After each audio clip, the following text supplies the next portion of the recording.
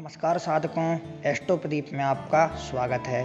साधकों, कहते हैं कि मंत्र से किसी देवी या देवता को साधा जाता है, मंत्र से किसी भूत या पिशाच को भी साधा जाता है और मंत्र से किसी यक्षिणी और यक्ष को भी साधा जाता है। मंत्र साधना भौतिक बाधाओं का आध्यात्मिक उपचार है।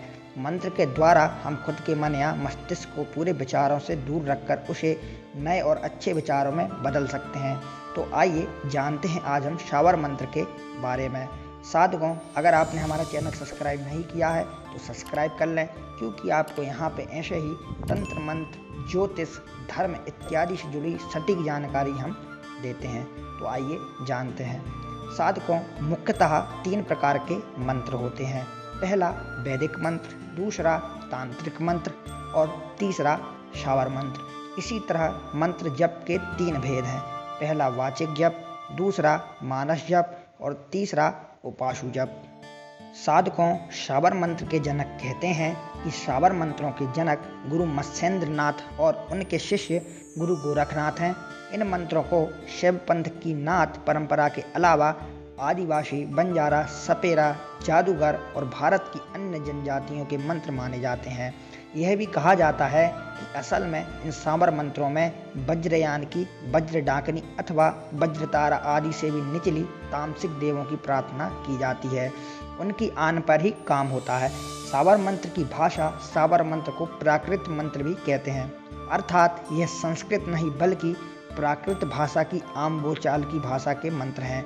हालांकि कई शावर मंत्रों में संस्कृत, हिंदी, मलयालम, कन्नड़, गुजराती या तमिल भाषाओं का मिश्रित रूप या फिर शुद्ध क्षेत्रीय भाषाओं की ग्राम्य शैली और कल्पना का समावेश भी दृष्टिगोचर होता है। सामान्यतः शावर मंत्र किसी में ही मिलते हैं, लेकिन कुछ शावर मंत्रों में इस्लाम के प्रभाव के चलते उर्दू का भी समावेश देखा गया है और सुलेमान मंत्रों का भी आविष्कार किया गया है।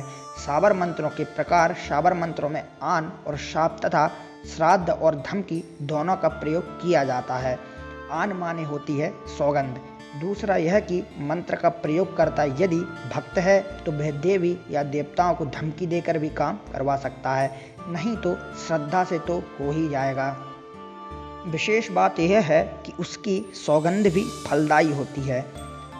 अभी वह युग गए अधिक समय नहीं बीता है जब सौगंध का प्रभाव आश्चर्यजनक व अमोघ हुआ करता था। शावर मंत्रों में जिन देवी देवताओं की शपथ दिलाई जाती है वे आज भी वैसे ही हैं। शावर मंत्रों में जिस प्रकार एक अबोध बालक अपने माता पिता से गुस्से में आकर चाहे जो कुछ बोल देता है, हट कर बैठता है, बस उसी प्रकार से कोई भक्त अपने देवी या देवता से हट करता है। कहते हैं कि ये देव व्यक्ति की भक्ति और उसका निष्कपट स्वभाव देखते हैं, बस इसी से वे प्रसन्न हो जाते हैं। जिस प्रकार अल्पज्ञ, अज्ञानी, अबोध बालक की कुटिलता व अभद्रता पर उसके माता पिता अपने वात्सल्य, प्रेम व निर्मलता के कारण कोई ध्यान नहीं देते, ठीक उसी प्रकार बालक सुलभ सरलता, आत्मीयता और विश्वास के आधार पर निष्कपट भाव से शावर मंत्रों की साधना करने वाला परम लक्ष्य सिद्धि को प्राप्त करता है। प्रत्येक शावर मंत्र अपने आप में पूर्ण होता है। शास्त्रों से परे शावर मंत्र अपने लाभ व उपयोगिता की दृष्टि से विशेष महत्व के हैं। शावर मंत्र से ज्ञान या मोक्ष नहीं बल्कि सांसारिक कार्य और सिद्धि प्राप्त की जा सकती है।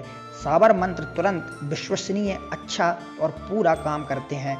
इसमें किसी भी प्रकार से तर्पण, न्यास, अनुष्ठान, हवन आदि कार्य नहीं किए जाते हैं। मेरे कहने का तात्पर्य यह है कि ऐसे शब्द जो भाषा में ऊटपटांग थे, लेकिन उनके शब्दों के मेल से जो घर्षण या उत्तेजना उत्पन्न होती है वो अद्भुत है। शावर मंत्र अपना असर जल्दी दिखाते हैं और इनका प्रभाव कुछ सीमा तक वैदिक मंत्रों से निम्न ही होता है। साधकों, इस साधना को किसी भी जाति, वर्ण, आयु का पुरुष या स्त्री कर सकते हैं। इन मंत्रों की साधना में गुरु की इतनी आवश्यकता नहीं रहती, क्योंकि इनके प्रवर्तक स्वयं सिद्ध साधक रहे हैं। फिर भी इन मंत्रों को सिद्ध करने के लिए कोई अच्छा साधक या गुरु मिल जाए तो सोने पे सुहागा सिद्ध समझो। उसमें होने वाली किसी भी परेशानी से आसानी से बचा सकता है। लेकिन षट कर्मों की साधना तो बिना गुरु के नहीं करनी चाहिए।